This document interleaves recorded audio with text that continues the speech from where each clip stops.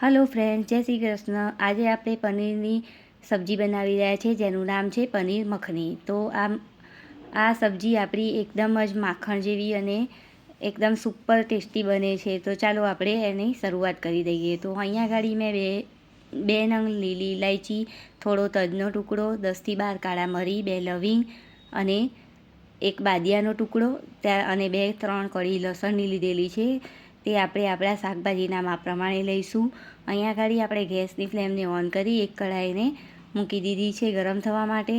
હવે થોડી કઢાઈ ગરમ થાય એટલે એની અંદર આપણે 2થી 3 ચમચી જેટલું બટર એડ કરીશું. આપણે બટર એડ કરવાનું કારણ એ જ છે કે આપણી સબ્જીનું નામ જ બટર પનીર મખની છે. તો એ બટર જેવી ગ્રેવી હોવી જરૂરી છે, ક્રીમી એકદમ. એના માટે આપણે બધા જ જે પણ પ્રોસેસ કરીશું તે મખણની અંદર જ કરીશું.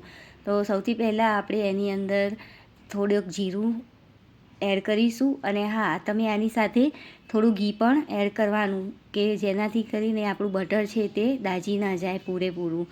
એટલે 2 ચમચી જેટલું ઘી અને 2 ચમચી જેટલું બટર એડ કર્યું છે.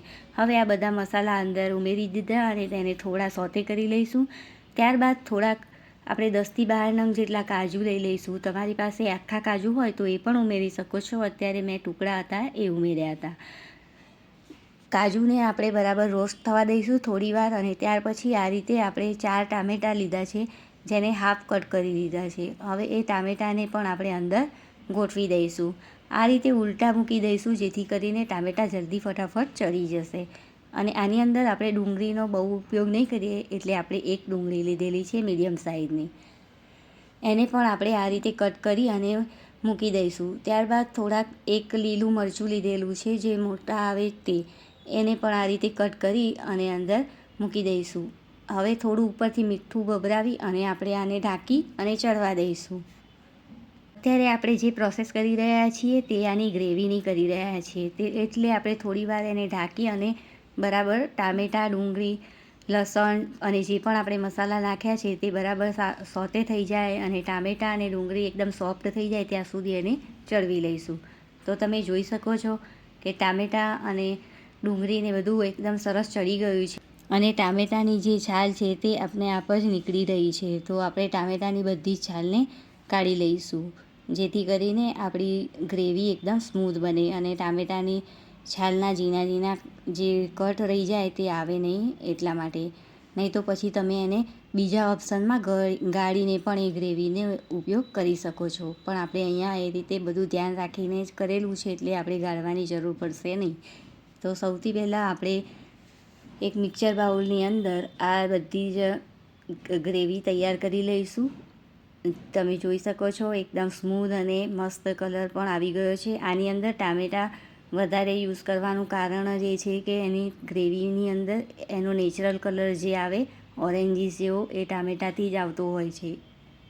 હવે આપણે જે આ ગ્રેવી માટે બધું શાકભાજી સાંતળ્યા હતા એ જ કઢાઈની અંદર ફરીથી એકવાર 2 ચમચી જેટલું બટર લઈ લઈશું અને બટરને ગરમ થવા દઈશું. આપણે બટર તમે જોઈ શકો છો કે આની અંદર આપણે બટરનો જ યુઝ કરેલો છે. તો હવે બટરની સાથે સાથે 2 ચમચી જેટલું આપણે ઘી પણ લીધેલું છે. તમે તમારા જેટલું શાક હોય એની ક્વોન્ટિટી પ્રમાણે બટર અને ઘી ઉમેરી શકો છો. અહીંયા અમે 4 જણના માપથી બનાવેલી છે એટલે આ પ્રમાણે મેં માપ બતાવેલું છે. તો હવે આપણે બટર અને ઘી એકદમ ગરમ થઈ જાય ત્યારબાદ તેમાં બીજું કાંઈ જ નથી ઉમેરવાનું. ફક્ત થોડી હિંગ ઉમેરી અને ગ્રેવીને અંદર ઉમેરી દઈશું.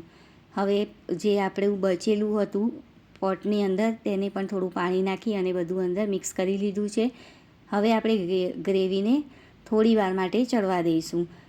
આમ તો આપણે બધું જ ટામેટાં અને ડુંગળી ચડેલા જ લીધેલા છે એટલે બહુ એને ઉકાળવાની કે કંઈ કરવાની જરૂર નથી. પણ થોડી ગરમ થાય ત્યાં સુધી આપણે એને પકાવીશું. હવે ઉપરથી આપણે થોડું લાલ મરચું અને સ્વાદ અનુસાર મીઠું ઉમેરી દઈશું. હવે મિક્સ કરી લઈશું.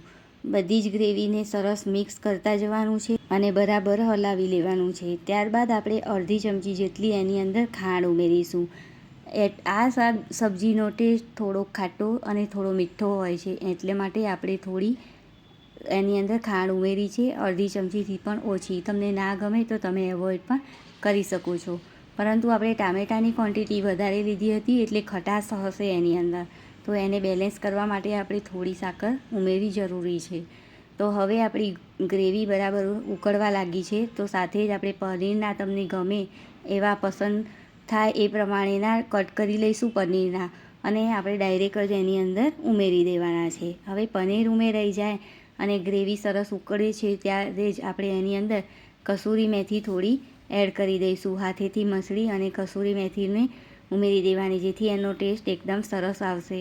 તો તમે જોઈ શકો છો આ આપણી પનીર મખનીની સબ્જી હવે તૈયાર થઈ ગઈ છે. તો હવે આ સ્ટેજ ઉપર આપણે ક્રીમ ઉમેરવાનો છે. તો ક્રીમ જો તમારી પાસે ફ્રેશ ક્રીમ બહારનું હોય તો પણ ઉમેરી શકો છો, અને જો ના હોય તો ઘરની મલાઈ પણ આપણે ઉમેરી શકીએ છીએ. અને મલાઈ પણ આપણી પાસે અવેલેબલ ના હોય તો આપણે એની અંદર 1 વાટકી જેટલું દૂધ ઉમેરી દઈશું.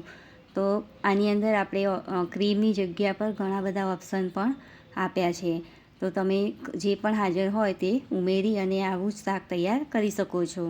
લાસ્ટમાં આપણે કોથમીરથી એને થોડું ગાર્નિશ કરી લઈશું અને કોથમીર અંદર પણ ઉમેરી દઈશું.